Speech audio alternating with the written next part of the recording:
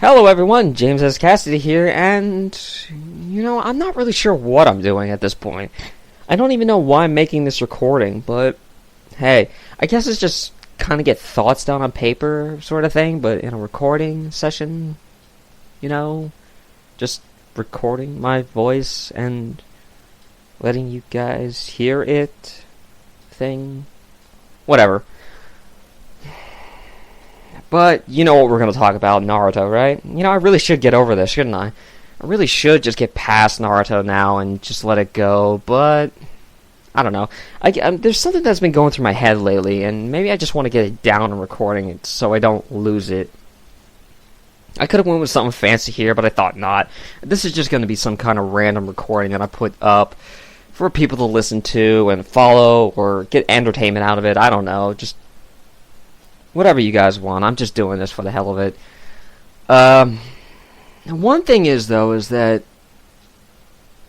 a couple of the comments that I've been getting, and I'm really tired of hearing this one now, is actually you can read it in the last video that I did because, pro-enders have to have their word kind of thing. Where people are like, oh, well, you have to listen to reason. I'm not kidding. This is what this motherfucker said. You have to listen to reason, but you're an idiot, so you don't listen to reason. Okay, one, you guys don't listen to reason. All you pro-enders out there, if you're agreeing with this guy, you don't listen to reason either. How many times have people said, no matter what Naruto fan they are, have said, it's not about the pairings, it's about bad writing, we hate it, the story is stupid, it's ass pulls, the ending is unfulfilling, it doesn't do anything, it's just some fan service for pairing wars and stuff like that. How many times have people have said this with legitimate arguments and you guys just completely ignored it and reducing it down to, you're just being salty? So, let me ask, why should I listen to your reasoning, pro-enders, when you won't even listen to my reasoning or any anti-enders reasoning? Why should I listen to anything you guys have to say when you guys refuse to listen to anything we have to say and even respect it? You guys don't respect anything. You don't respect anything because it doesn't agree with you. And this led me to another question I have to ask. Why does it matter? Why does it matter that me or any other Naruto fan that is an anti-ender that hates this ending affect you so much? Why? Why do you care? You got what you wanted. The ending is everything you could have wanted, supposedly. And I'm using air quotations for this one. Supposedly, it is everything that you wanted. Though, I could think of a few fan fictions from Naruhina fans where it doesn't play like this at all. Where there is no genjutsu, or, Naruto didn't ignore her and had to be, brainwashed. And I'm going to say brainwashed here, because obviously I'm a stupid anti-ender that doesn't listen to reason. That he had to be brainwashed by two people and a genjutsu in order to finally notice Hinata, kind of thing. Yeah. But anyway, why does it matter? Why does it matter? Why does my opinion affect you so much that you have to leave comments like this? Huh? You can ignore them. I don't care. I don't care about your opinion, pro-enders. I really don't. I'm going to be brutally honest with you. I don't give a shit what you have to say. My videos aren't for you. My videos are for the anti-enders who watch my show and who listen to me and agree with me and get entertainment by feeling more confident by listening to me agree with them. So they're not for you. What makes you think they're for you? What makes you think that you have the right to come to my videos and leave comments? Huh? Because you're butthurt about something? Oh no, this anti-ender doesn't agree with me. I'm so butthurt. I'm so salty because he has to agree with me. He has to like the ending. No, I don't. I don't have to like the ending, and me not liking the ending does not affect your opinion in what way whatsoever. It doesn't. You have full right to love this ending all you want. Now, I 100% disagree with you, more than 100% disagree with you, but who gives a shit? Why does my opinion affect you so much? Unless you pro-enders are so insecure and so paranoid and so subconsciously lying to yourselves that this is a good ending that you have to justify it by attacking other people who hate it. You can't defend it, you can't celebrate it, because obviously if this was a really good ending, you'd be celebrating more like, hey, Naruto's canon, this is the best story ever, I'm so happy. No. If that really was the case, you wouldn't be attacking any of the antis at all. You would just, go about your business and celebrate with your cake and parties and whatever you guys like to do. Or masturbate to your Hinata pictures with the extreme humongous breasts that fill up an entire room, apparently, because you're into that sort of thing. And yeah, I know some of you are into that sort of thing. I've seen the comments. I've seen them, don't lie. But my point is that why? Why? Are you really so insecure about it? Is it because you know that we're right about it? Is it because that you hate? Why? And why do you resort to using such the lowest forms of comebacks? You're just salty. You're just mad. You know what? You're no better than a console fanboy trying to justify their blatant, useless purchase of a system that they hate, but they're trying to justify it and defend it because they don't want to feel like they wasted their money on something. That's basically how you're sounding. And believe me, the console fanboys are being hated by PC fanboys harsh. I mean, it's brutal. And that's what basically this has come down to. Is just that the anti-enders are the PC master race, and the pro-enders are the console fanboys who, trying to justify why the consoles are, needed. Personally, I don't give a crap about either side on this one. I have a PC that runs games and it runs fine, but my PC doesn't have every game under the sun. I got consoles that have games that are not going to be on PC or never are on PC. But whatever, I live both worlds, so I know what it's like. But that's not the discussion here. We're talking about Naruto here. Anyway, the whole purpose of this video, because I kind of went off on a tangent on this one, is we're looking at Naruto Gaiden being written as we speak, and there's a lot of things going in play that are causing a lot of ruckus. And I just have to say, whatever your opinion is about Salad or what kind of character she is, it doesn't matter. I'm going to call her Salad. People are going to be correct. Oh, it's Sarada. I know, okay? I'm mocking it by calling it her Salad and Burrito. Okay? That's the whole point. Okay? Fridge brilliance there, people. But, whether you like Salad or you hate her, because I know there are some people that are, on both sides of the fence. I don't. I don't like her. I don't hate her. I'm just kind of indifferent about her. I don't accept her because of what she represents, but I don't exactly hate her either because, well, it's stupid. It's stupid. It's stupid. It's stupid because Salad as a character has no influence of the main point of that. It's bad writing, okay? She's just a product of it, a symptom of a cancer, basically. That is the bad ending. It's, it's just a product of what came from it. So, it's just what she represents, not what she is. But, whether you like or hate her, a lot of people are saying, like, oh, they're getting interest back in because Salad is, like, a strong woman, she actually questions things and stuff like that, and she's actually doing things.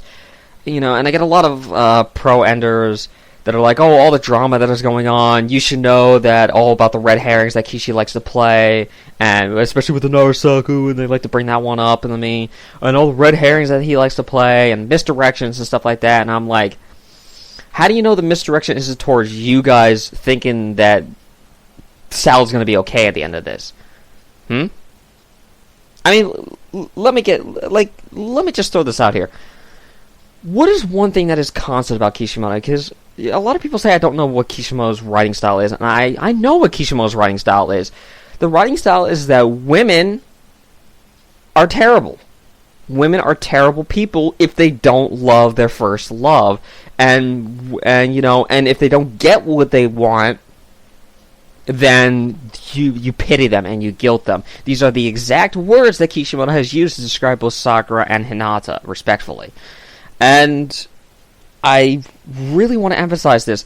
You really think that Salad is going to do something great in the manga? You really think that the ending, when the ending comes out, that she's going to stand above the rest? No, she's not. Because Hinata didn't stand up above the rest, and supposedly she was the favorite. Sakura didn't stand up above the rest, and supposedly she was planned from the beginning. Tsunade, Chio, all these different female characters in the series just got pushed under the radar and kicked under the rug because as long as they get with the guy that, grants them children, that's all their purpose is. That is every single female under the sun. Anko became a fat, bitch that only cares about sweets instead of this badass ninja that she used to be. You remember she was so badass in part 1? Now she's nothing. She's pathetic. You remember Tsunade, how she was badass too? Nothing. You remember Shizune? Nothing. They are nothing. The females become nothing. Oh, how many people wanted Hinata to be the leader of the Hyuga clan, to be that Hyris, Nothing. There's no mention of it. There's no mention of her leading her clan into a new era or a new salvation. She just goes with Naruto, sucks his dick, produces 2 children, end of story. That's her whole entire purpose. She has less involvement in Naruto Gaiden than she did throughout the original manga run, and she barely had any involvement in that. I never thought you could take a one-dimensional character and make them even flatter, and here Kishimoto managed to do it. She used to say Naruto-kun a lot. Now she says nothing. She has no voice. She has no opinion now. She is less than dirt. And I know what you guys are going to say. Oh, that's not true. You're just showing your bias, blah, blah, blah. Okay, what was the last thing you saw Hinata do after the end? I'm waiting. What was the last important thing that she did after the ending? And I mean chapter 700 chronologically. After that, what was it? Nothing. Nothing. Nothing, nothing, nothing. She did nothing, okay? So how about Sakura? Nothing. And I'm not going to read the Hinen novels that are written by somebody else to get this story.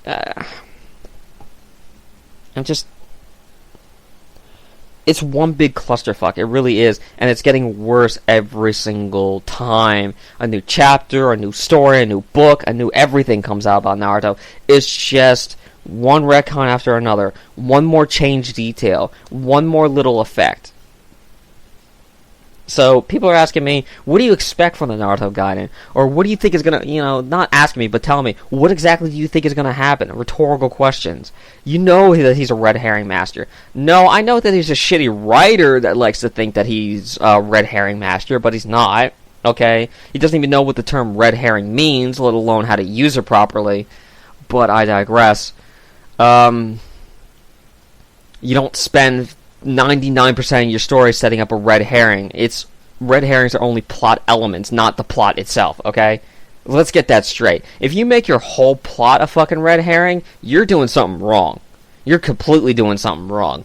But anyway, so what is Kishimoto gonna do in Naruto Gaiden? Well, so far, Bolt is supposed to be the main character, but we're focusing mostly on Salad.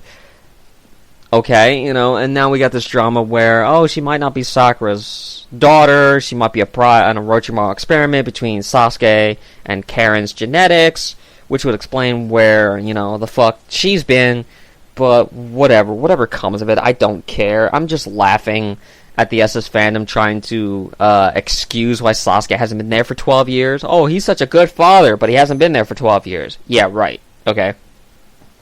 So I want to give some theories on what Kishi might do, what Kishi could do, and what Kishi could do but is not going to do.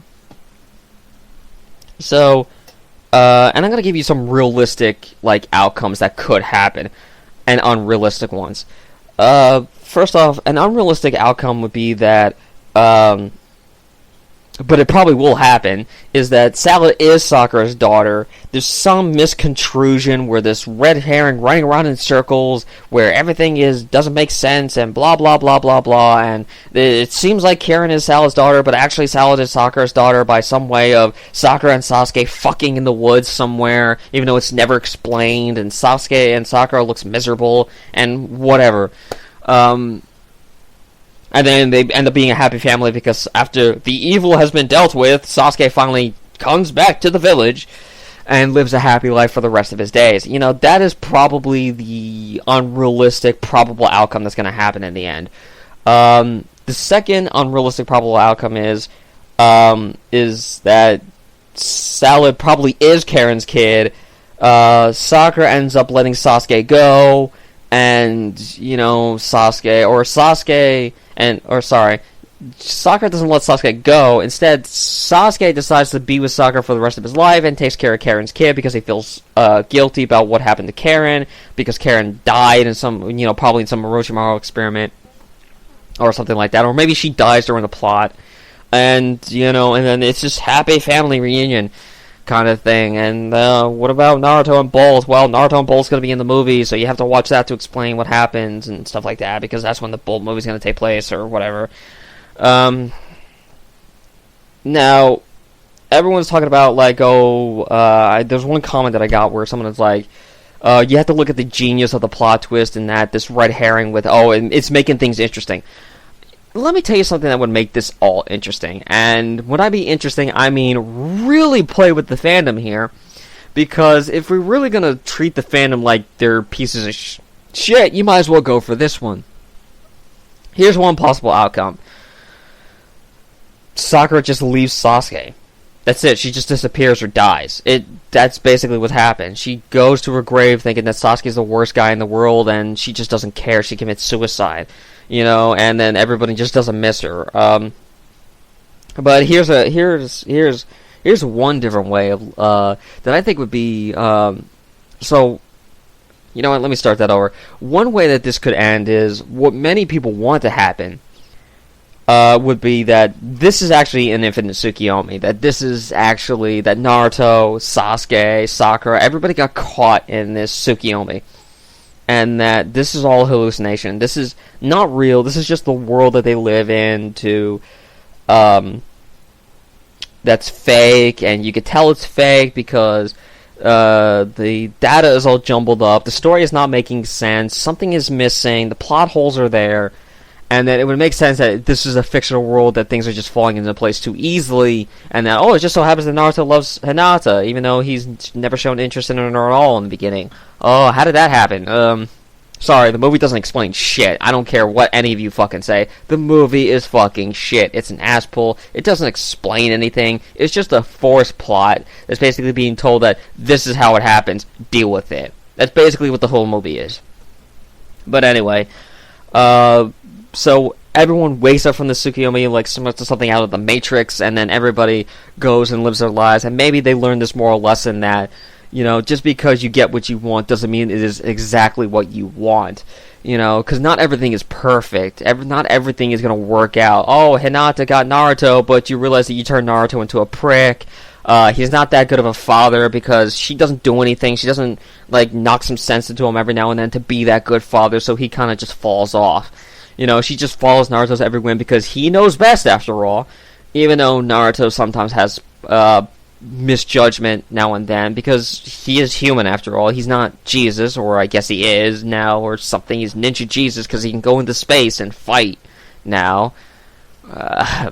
Bullshit. But anyway, so that's one thing that you could possibly do. You could have the characters just realizing that they got what they wanted, but it's not exactly what they wanted, so they wake up and realize that they need something different, that this supposed happiness that they think they would have, things happen a certain way, is actually not that happiness that they thought it was, and so they just grow up from this experience where Sakura's like, well, Sasuke's just going to treat me bad anyway, so maybe I just don't really love him, I only love the idea of him, and I don't want to be with him anymore. It doesn't make me happy. Maybe I'll just move on to something else, you know? Then you got Hinata's like, wow, if this is my future with Naruto, maybe I just did it wrong. Maybe I'm looking at this the wrong way. Maybe I just don't deserve him after all. And then she moves on from him, and then Naruto and Sakura, by some weird twist of fate, could get together by that means. And I know what you're all gonna say. Oh, so you just want to put Naruto and Sakura together? That's how you want the ending? No, I'm just looking at a more realistic outcome that could possibly fix the stories and the plot holes and explain a whole bunch of stuff without actually having to, as pull it into existence. But whatever. I mean, I've seen worse. I've seen worse explanations of stupid stuff, but whatever. I know, surprising, right? And you could have Naruto and Sakura get together and have the real kid, Shinachiku, which, what Kishimoto said, what the first son of Naruto was going to be named, but instead we get Bolt, or Burrito, or whatever.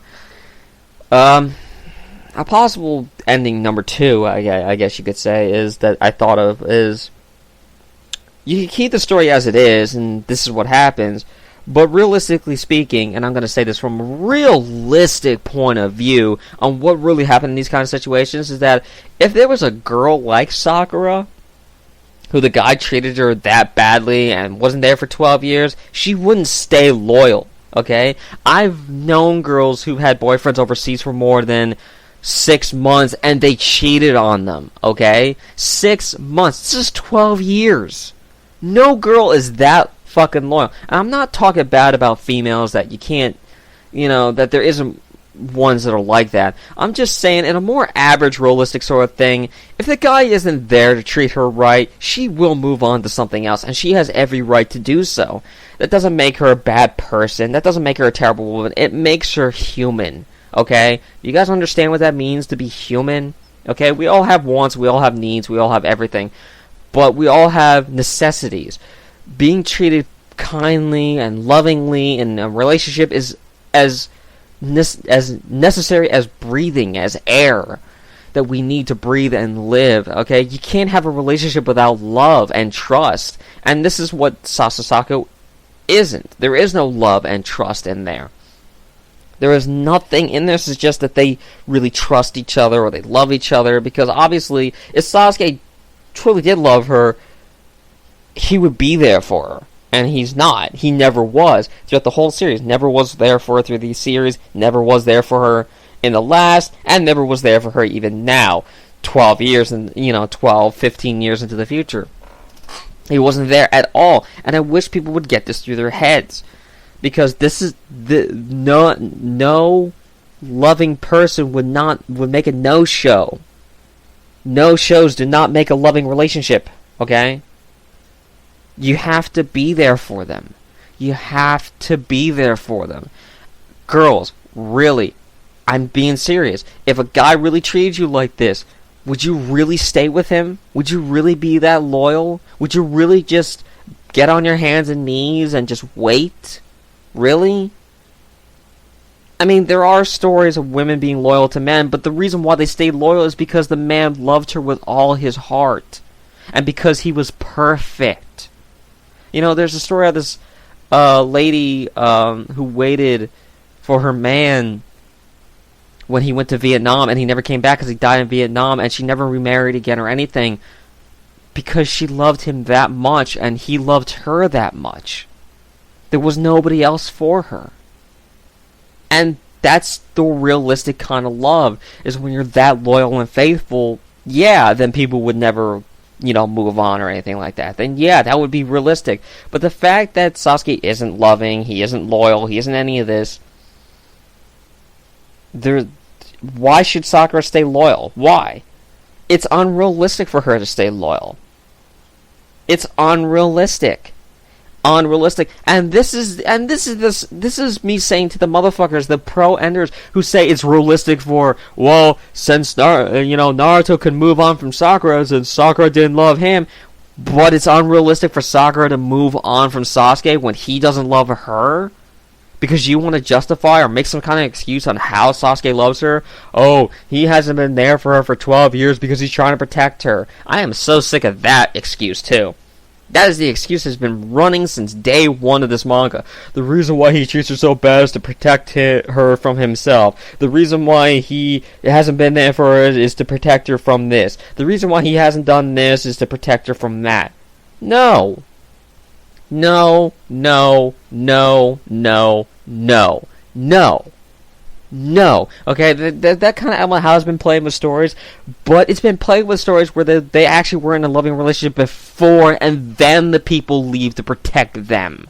Okay? And even then, those other characters get really suspicious, jealous, angry, including, it was an element in the Zoro sequel that happened where she left him because she was forced to by the government to go undercover. And what did he do? He became a nervous wreck. He became upset. He got drunk. He wanted her back and all this other stuff.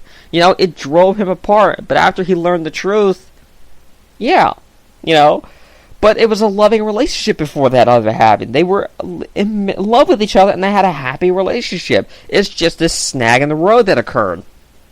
This is not the same with Sasuke. Sasuke has never been there. They've never been in a loving relationship. There's no indication of a loving relationship. It's never been shown on panel or in any source, even the Hiden novels, that there is a loving relationship between them. We get one fucking scene or two fucking scenes of them where it looks loving but really isn't, and that's all the proof that you guys need? Because he taps her forehead or he says thank you and knocks her the fuck out? Really? Come on. But, yeah, I'm getting overexcited on this one because it's pissing me off. This really is, dumb logic. And when you guys talk about listening to reason, listen to this reason. No real relationship like this, no real relationship would last if it really went on like this. And I know a couple of you, if you didn't get the love that you were seeking, you would leave. Okay? And you can't tell me that you wouldn't. You can't tell me that you would remain that faithful, girls, if a guy treated you like shit, if he just abandoned you for such long periods of time, if he was doing other things and never contacted you. Okay? Sasuke has a fucking cell phone. I never thought I'd see that in a Naruto manga, but he has a fucking cell phone. He couldn't call you once in 12 years? Once? Once? Not once? Really? Come on. But he contacts Naruto, okay? And Naruto keeps secret from Sakura too. How about that one? Ugh. And speaking of Naruto, let's go to the Naruhina relationship. About that one. We see one movie where they're happy. I guess they're happy or whatever. Okay. So, they're together, they have 2 kids. Naruto's a workaholic. He doesn't like to be with his kids. He finds them annoying. He doesn't seem to be home at all. We get very few scenes of them together at all. And I know what you guys are thinking. Well, what about that one comic where the people are say they're so suited for each other? Okay, but there's never been a time where somebody says that they're happy together. Okay? There's never been a time where it says that these characters look happy together. Maybe they smile on panel. We don't even see that. And if they do smile, hey, I can fake a smile too being with somebody. I can work. I've seen it. I've seen parents fake happiness in front of other people because they want to be seen as a perfect family. Doesn't mean they're happy. Doesn't mean the family isn't dysfunctional in some way. Doesn't mean there isn't some family problems. Realistically speaking, all families have problems every now and then. But this family, no. The fact that Naruto doesn't even want to hang out with his kid and finds it annoying, and then everyone says, oh, Bolt, you're being too selfish by asking your father to hang out with you. Come on. This is a plot. Okay, the fact that the father doesn't hang out with the children is actually a plot element to why fathers are bad, and they learn that lesson that family is more important in the end, which I guess could happen in this story where Naruto learns that family is more important than the job, but I doubt it. I doubt that that's actually what's going to happen. I doubt it,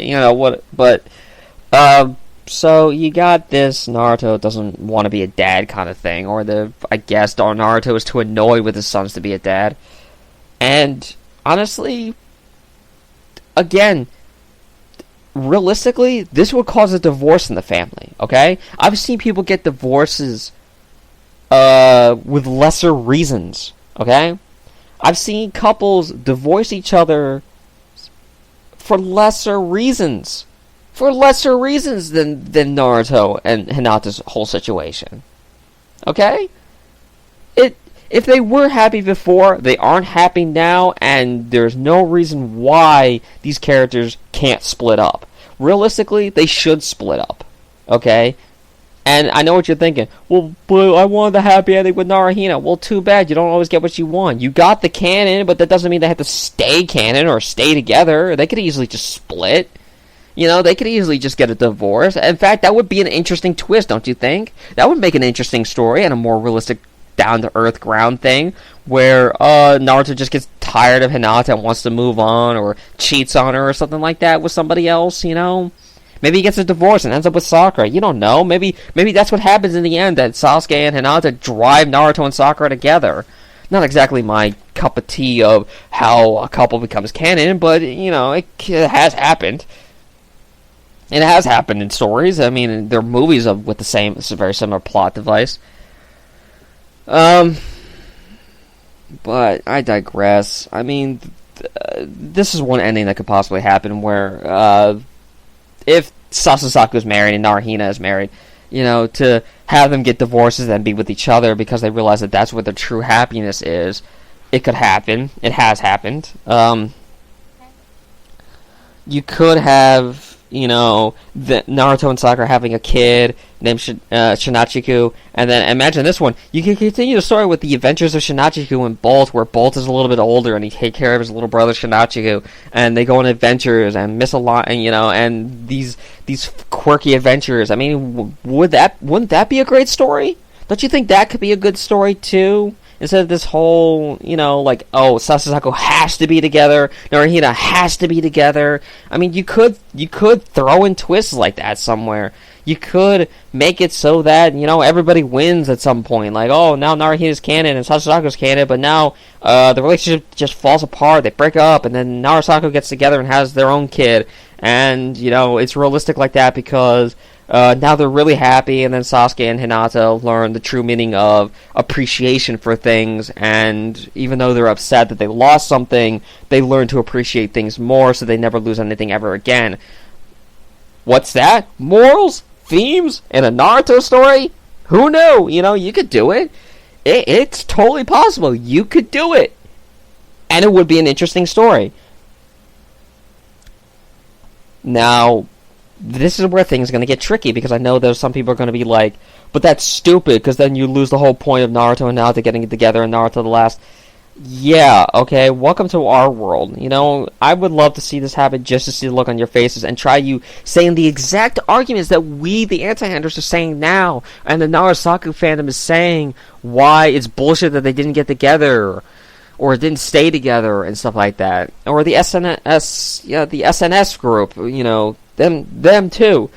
Where why didn't Sasuke and Naruto stay together and stuff like that? You know, now you can understand why. If that happened, you can now you know what it's like to be on the other side of the fence, to wear the other pair of shoes, as they say. And it would be realistic. It could be twists. And think of it this, you know, I know what some people are gonna say is just that this is all interesting, even if you don't like it, doesn't mean it's not an interesting story. Well, I'm gonna use this on you. Do that, and then they're gonna say to you, well, just because you don't like it, just because you didn't appreciate it, doesn't mean it's not an interesting story, and it doesn't mean that Kishimoto couldn't do it. It's his story after all. You have no right to say anything. You should respect the author's decision. Really. I mean, if you're going to live this life that anything is possible, then you're going to have to live with the possibility that Narahina is not a good relationship, that Sasasaku is not a good relationship. It's quite possible they are not good relationships. It's quite possible. You want me to admit that Narahina and Sasasaku could be a happy relationship? Fine. It could be. Doesn't mean it is. It could have been written better, but it wasn't. It could have been developed better, but it wasn't. It could have been changed, but it wasn't. Hinata could have led her clan to a new era, but she didn't. Naruto could have changed the ninja system, but he didn't. You know, coulda, woulda, shoulda, you know, but didn't. I don't even know what I'm saying anymore. Anyway, But that's just the point. I'm just putting my thoughts down and recording and letting people hear this one. I know it's going on a little long, but I guess I'm really just getting sick and tired of these double standard arguments where, we have to respect them, but they don't have to respect us. We have to listen to their reasoning, but they don't have to listen to our reasoning. We have to do this, but they don't have to do that. Okay, folks, I don't care what side of the fence you're on. Grow the fuck up. Okay? Just grow the fuck up. And stop and get off of your fucking high horse for one goddamn minute. Okay? Stop thinking that only you matter. Stop thinking that only your opinions mean something. Stop expecting people to do what you want them to do and actually understand what it really is. Okay? You pro-enders, stop trying to tell the anti-enders to accept the Naruto ending and be happy with it. Stop it. They don't have to. Anti-enders, stop fucking with the pro-enders. They don't have to do what you have to do either. The point is, you both are acting like fucking children. Both of you. You're acting like fucking children. Okay? You pro-enders especially, you are so fucking immature. It's painful. It really is painful. Okay? I've had one comment, I swear to God, I had one comment say, you should know what it's be like to be the girl, to be a girl like Hinata who's shy and just wanted the boy, and then she put herself in that. You really had to put yourself in this story to make yourself feel better? How pathetic are you? Seriously. I was just reading the story for a good story. My biggest complaint that this story didn't follow through with what it promised, and it didn't. But here, some of you people, you wanted the story to be the life that you lived. You wanted it to be the fantasy that you achieve. The fuck is wrong with you guys? Seriously, it's just a story. Okay? It really is. And honestly, I can't feel bad for you. I'm sorry. I feel bad that your life is so bad that you have to, project yourself onto a character in a story, but come on. You're not Hinata. You're not Sakura. I'm not Naruto. I'm not Sasuke. I can share traits with him. Stories are meant to teach people about a moral or a theme, where it's like, with Naruto, I thought it was about never giving up, and eventually that you can achieve everything that you've ever wanted, but Naruto didn't achieve everything that he wanted, did he? And no, just because he made Hokage does not mean he got what he wanted. He didn't get Sakura. He wanted Sakura for 698 chapters, didn't get that. And then people, then I get comments like, well, him getting Sakura was not part of his development. It kind of is if you think about it. What was the whole point of him, couple of chapters and episodes where it's just like, where he wanted to impress her, he wanted to be with her, he wanted to love her, he wanted her to be happy, but she's not happy. Does she look happy? Naruto wanted Sakura to be happy, but she's not. So he failed there. He failed getting her, and he failed making her happy. Even when he did bring Sasuke back. She's not happy. She's not. I don't see her as happy. But you guys wanted to live in a delusional world. And, one last thing. I just want to say this.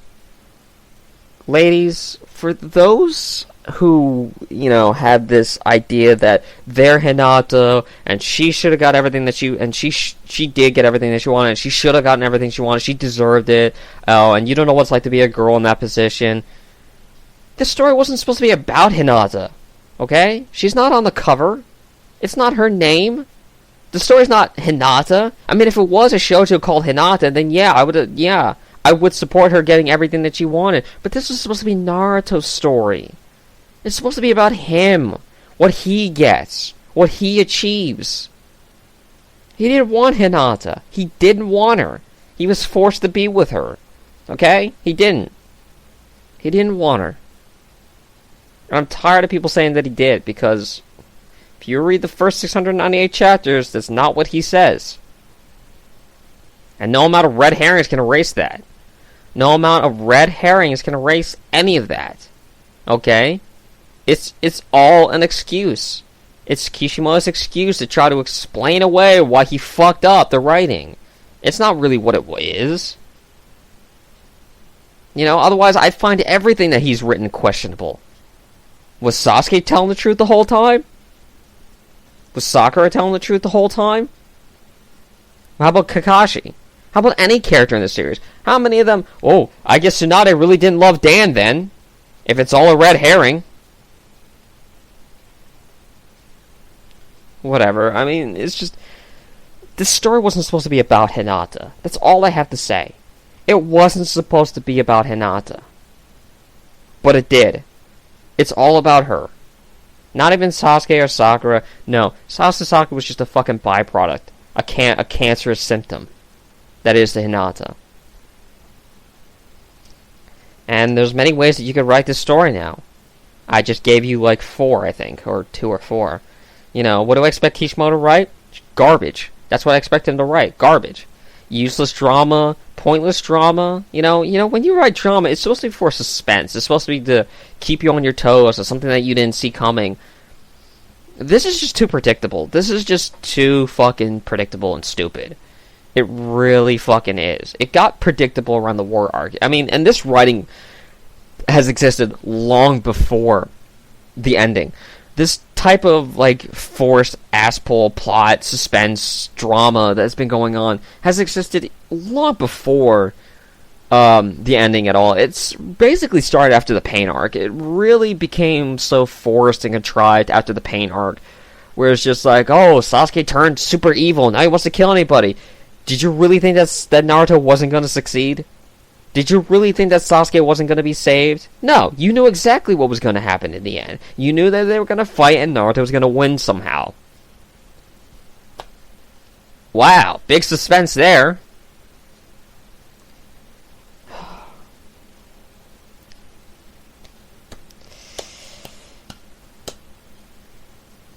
I don't get it.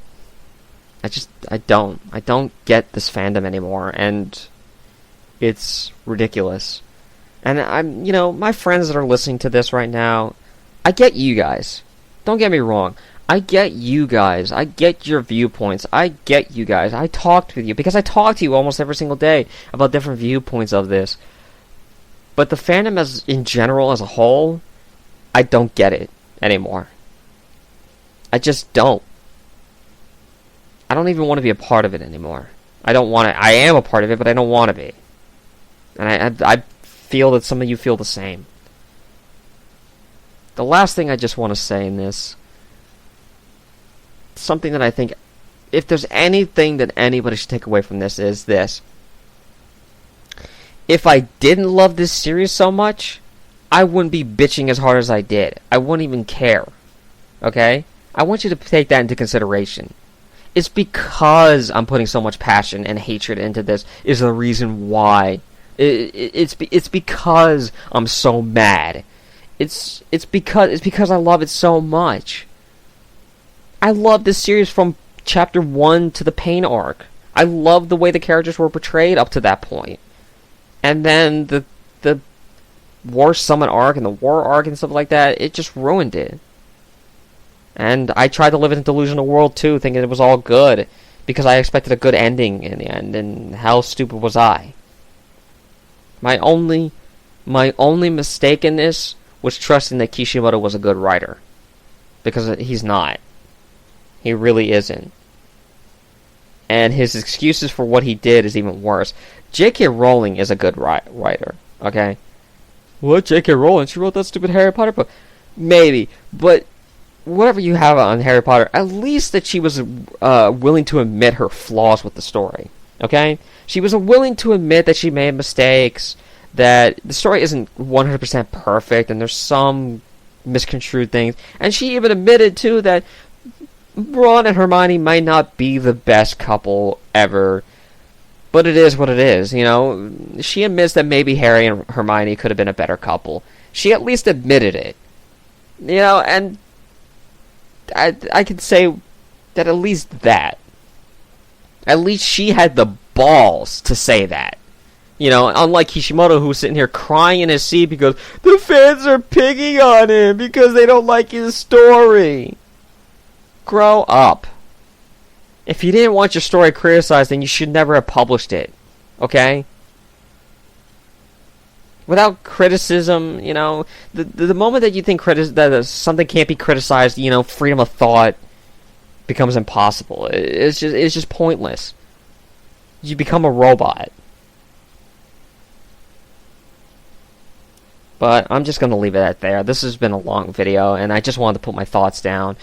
If you come this far, congrats. If you got bored halfway, that's fine too. I'm not expecting anyone to listen completely to this. But I'll see you guys later. I don't know. I have to reformat my whole entire computer, so I don't know when the next video is going to be. So I guess it's just a filler. But anyway, I'll see you guys on the next video, whenever that will be. Stay safe.